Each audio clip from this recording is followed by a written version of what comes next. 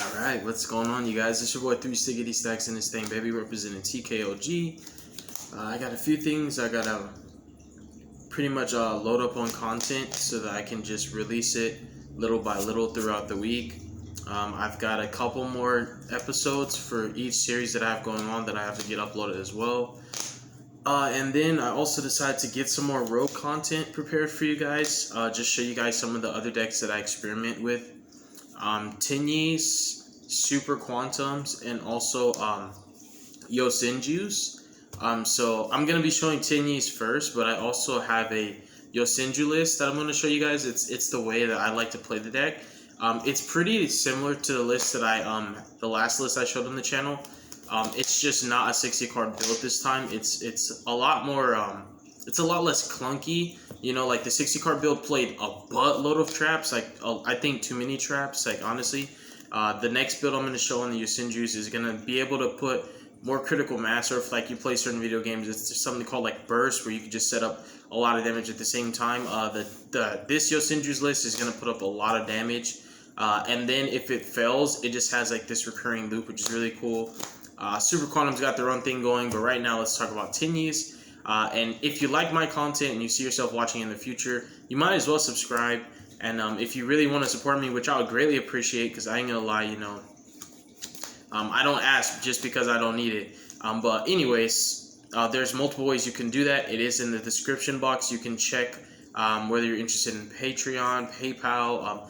Honestly, another way that you can support me that's literally free is just joining the Discord. The Discord is a good community to be a part of. It will be beneficial for you to be there, and you get to kind of pick other people's brains and just be around people who love the game, and it's a non-toxic environment, so it's amazing. It's honestly just like the best thing that you could do. But anyways, with all that said, let's go ahead and get into this list. So I'm either going to take this, Quantums, or Yosenju's. I'm still like, I went back to tweaking on my metaphors as well. It's just really hard for me to work on one thing because I work on so many things at the same time.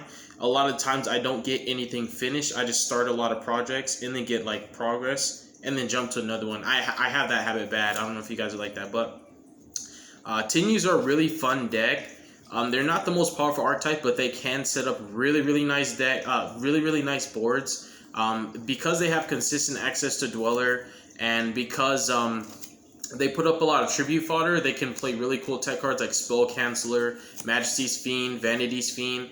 Those are all cards you want to sideboard in when you're going first. So this deck can have insane boards going first because you have like super powerful floodgates backed up with cards, like I said, consistent Abyss Dwellers, Appaloosa consistently. You have a searchable Omni Negate. So it's a really cool deck. It's not going to put as much pressure onto the field going second as other decks, but it can dismantle stuff with Vishuda and Blue Shatana, and also the Link 3 Tenyi and Berserker. So it's a pretty fair, well-rounded deck. But anyways, I'm going to drop the Tenyi's, and we'll talk a little bit more about the deck. So I'm playing 3 Ashina, 3 Adhara, and then one of my other favorites, I really like this card a lot, is 3 copies of Vishuda. And then my other favorite, honestly, there's a lot of good Tenyis, if you ask me. These ones, because they get you out of sticky situations. 3 copies of Shana. This card is crazy good. This is honestly, especially because it makes my Dweller 2200. I really like this card a lot. It's really strong. And it helps with the torrential plays, because it actually says if one of your non-effects die by battle or card effect, not your opponent's, just by battle or card effect, is really cool. So you could like TT for free with this card up and keep your guy, and he's already unaffected by monster effects. So like you can, if you open full combo with the Foolish Burial Goods, you can set up like really well with this deck. Like what you're doing is like your board is not unfair, right? I guess the most unfair thing that this deck makes is Dweller, but you just need Dweller. You need it for Drytrons, you need it for Shaddolls, you need it for Dragon Links, you need it for Dinos. You just need Dweller for like everything that's not a Pendulum deck. You need Dweller.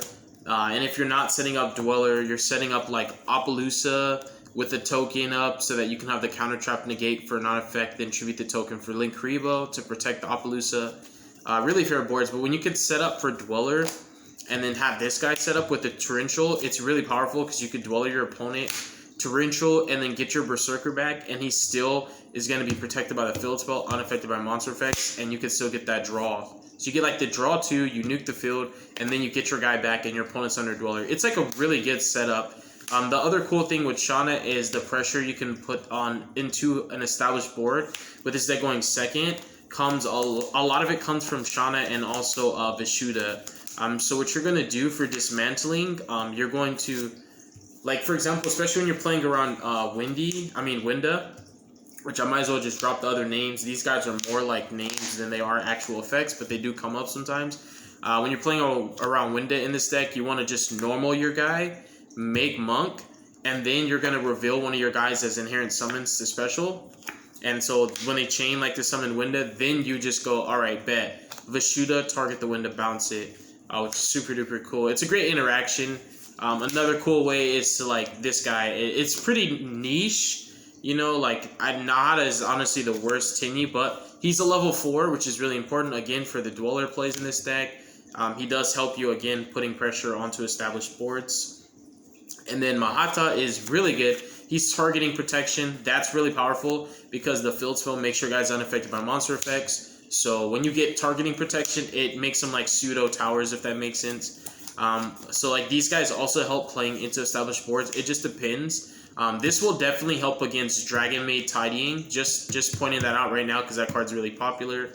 Like these guys, again, these are your bread and butter guys for putting pressure onto established fields. And then your guys that get your engine going are actually going to be Ashina, and then you're going to use the Adhara as like this recursive loop. So it's not infinite, but it is a pretty nice loop because it's going to give you a decent amount of sustain for a few turns. And hopefully you have closed the game out by then or found an alternative route to keep applying pressure onto your board. You're going to go Ashina and you summon any guy that you need, whichever one you need access to. If you didn't already have Adhara, if not, you go for Adhara. The reason being is because that makes Ashina a self-contained one-card combo. Because you Ashina into the Monk, and then you just banish Ashina, summon Adhara. You have to make the second Monk so that you don't have to throw a second card out in your hand. You make the second Monk, banish Adhara at the Ashina back, and then you can just go into your Shaman. And at that point, like you can still make whatever play you make, but that same Ashina you started with is not only the enabler for the Link 2, but it also is the discard fodder for the Link 2. So it's a self-contained one-card combo that gives you a follow-up for your next turn because you put the Ashina back from the bench zone to your hand and back to the grave where it can be utilized again. So these guys are like your play starters for your deck. The deck is not like the most consistent in the world, but when it comes down to its spells really make up for that lack of consistency in the monster lineup. Because the only monster that really starts your plays is going to be Ashina. Besides that, you're normally using the level 4 guys to make a dweller. And then we're going to get into the biggest power play of the deck, which is Mermere.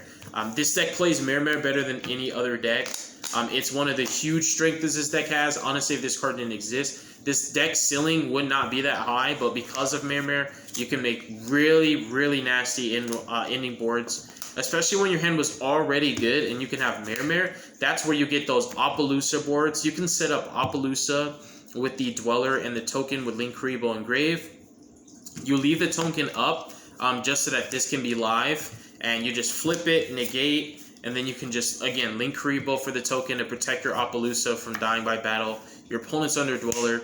It's just insane, honestly. Like, Mermere is really powerful. And then on your follow-ups, you put even more pressure on the field just to OTK your opponent.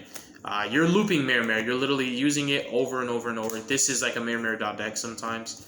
That is it for the monsters. You will see what I chose for hand. Instead of hand traps, I chose some defensive cards that are less of a gamble. For the spells, this is the true starter right here. This is your bread and butter. Vessel is insane. This card is like Nadir Servant for this deck. That's what you can compare it to because that's the amount of value you get out of this card. It's just like Nadir Servant. It's that good. When you compare this card to Nadir Servant, it really shows people like the level, like the ceiling that this card has and the level of consistency and also a progression that you can get off resolving this one card. So this makes up for the only having like the one true monster starter in the form of Ashina.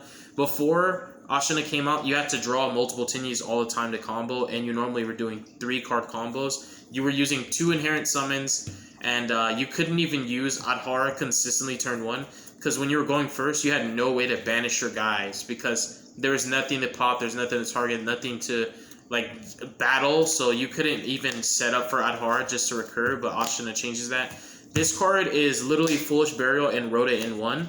What makes this card really unique and makes me want to experiment more with worm-type monsters is it sends any worm-type monster when you activate it. And it adds your Tenyi, right? So you dump a worm and then you add a Tenyi. What's broken about it is because you can dump any worm and Shaman of the Tenyi can summon any worm from grave. You could dump the Generator, level 9 worm, which negates special summons. Then there's a Nemesis. There's a Nemesis worm monster that is like a pseudo, I think it's like a pseudo Gozen match if I'm not mistaken.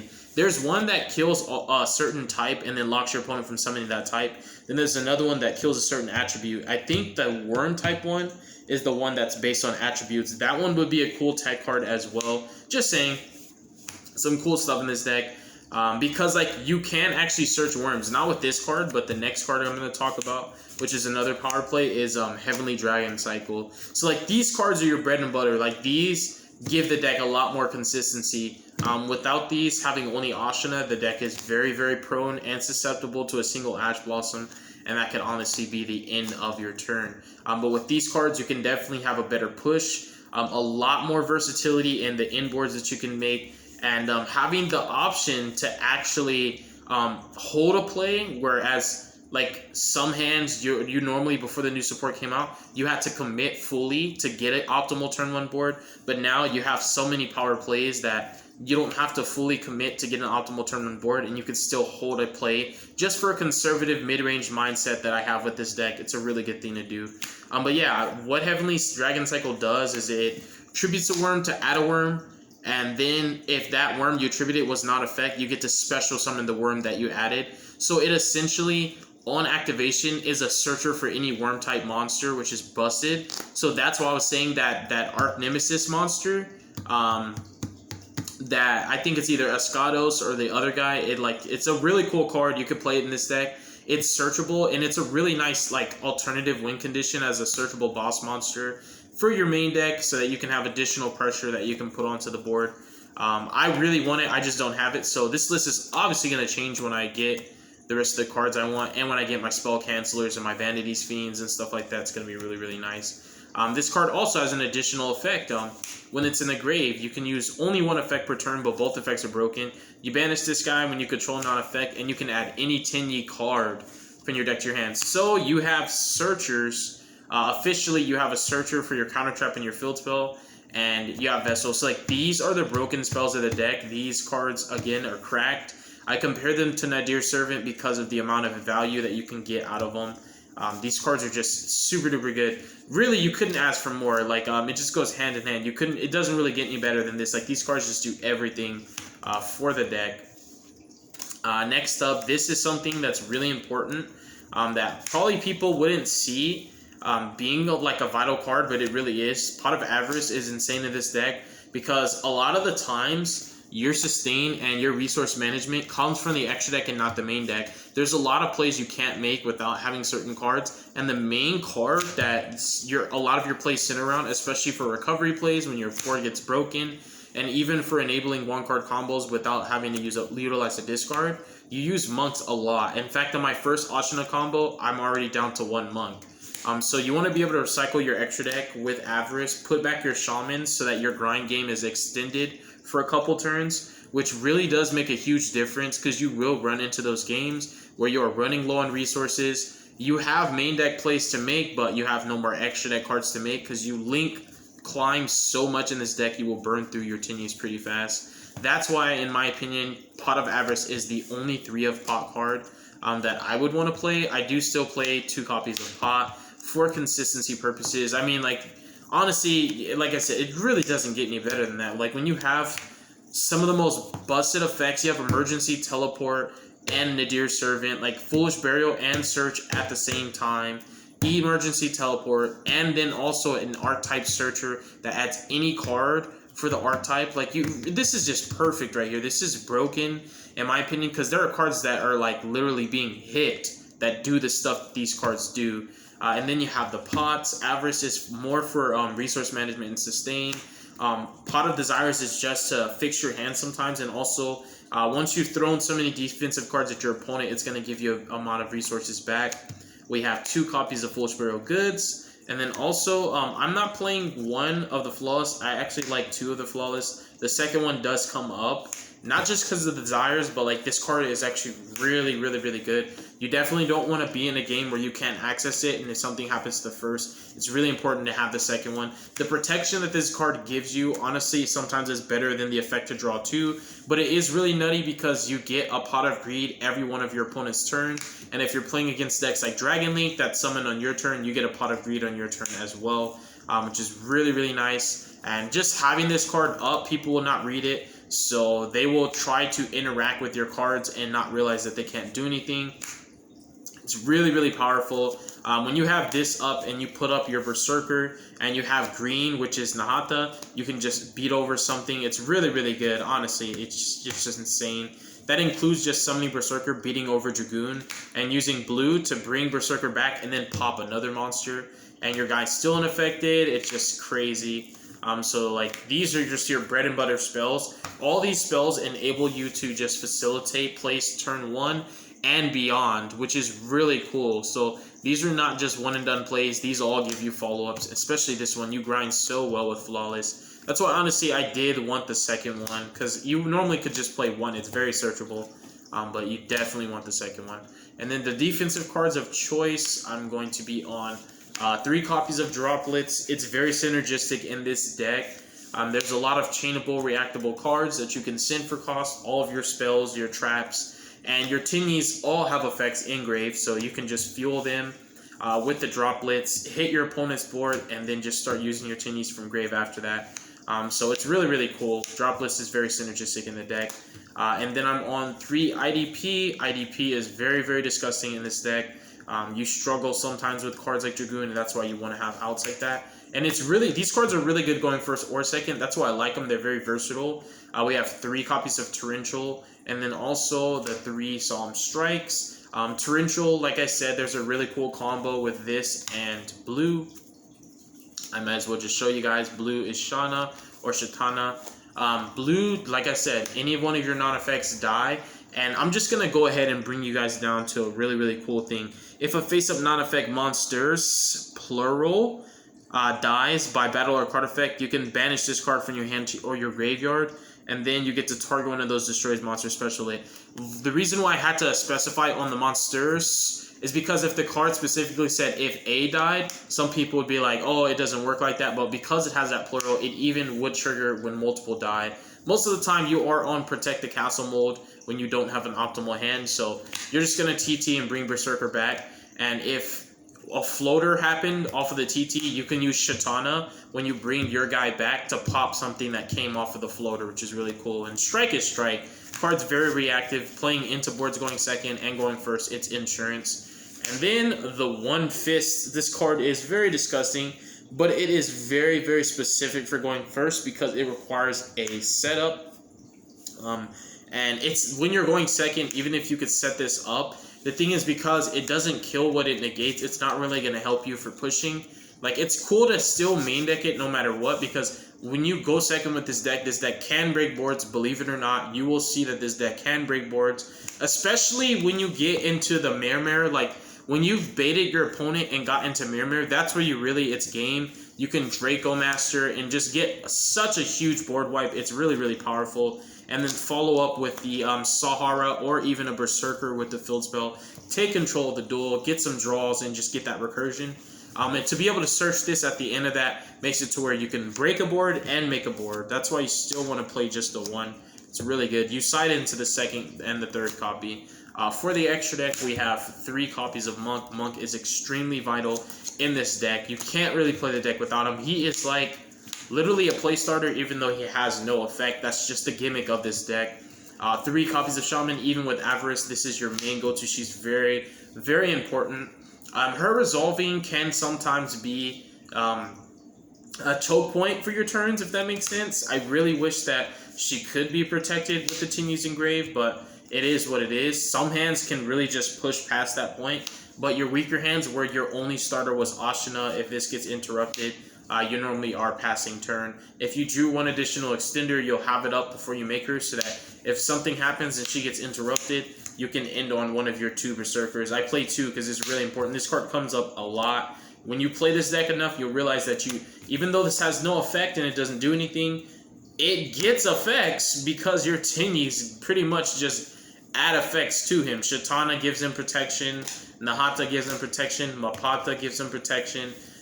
You can hit, like I said, I call it a burst, but you can hit for critical mass, especially setting up with the Vishuddha. It's really, really good. This card's crazy. And with the field spell up, he is a 3k beat stick. With Nahata Engrave and Blue Engrave, he's a 3k beat stick that can't be destroyed by battle, can't be beat over by if a monster has 4,500 or less attack, and he's unaffected by monster effects, which is really strong. And normally when you try to break the board, I get a Pot of Greed. It's really nice. Draco Masters, card's crazy. Honestly, this card is really, really good. Some people don't read it. They forget of his protection effect. He's just really, really well-rounded. And with the Mirror and the tokens that you get, this card just gets really crazy going second. And then we have Sasara. This card is very nice as well. Honestly, great card. It's very skillful. It's one of my favorite cards to make in this deck. Sometimes I pick this over Appaloosa because it really is that good. It's such a crazy powerful card. Very underrated. We have Draco Berserker. A lot of people know what this card does because people play this in non-Tenyi decks. He's very, very generic. The guy's just crazy. What I like about him is his gain is not, it's like literally not until the end of turn. He gets permanent attack boost. He can just burst through boards. I mean, the card might not negate, but Vanishing is still really, really powerful. We have Link Kuriboh, Link Spider on Appaloosa for the Mare combo, turn 1. What sucks is that it plays into Nib and you can't use Appaloosa because of Shaman's restriction, but it is what it is. That's why sometimes I go for a more simplified board and just make Dweller and pass, and I'll just be okay. Like people might think, oh, that's bad, but like when you set up a Dweller backed up with, for example, an Ice Dragon's Prison or a Torrential or a Strike, a Dweller plus any defensive card in this format is really, really strong. I'm just letting you guys know. But yeah, that is going to wrap up the deck profile for my Tenyis. Hopefully you guys enjoyed it and learned. There are quite a few tech cards you can play in this deck. Like you can play, there's a trap I used to play. I'm trying to remember what it's called. It tributes a Link, a Dark Link, and it targets up to that many cards equal to his Link rating and pops them. I was playing that card in this deck. I was playing like Reckless Greeds. I was playing a lot of crazy cards in my Tenyis. I even played White Elephant's Gift, because you could just make monks, send them, and then get Pots of Greed. But I've learned a lot through trial and error, and honestly, this list is pretty much a byproduct of all the trial and error. You guys will see. Anyways, God bless you guys. Make good choices. Don't hurt your brain cells. Stay tuned for future content, and yeah, be safe. Peace.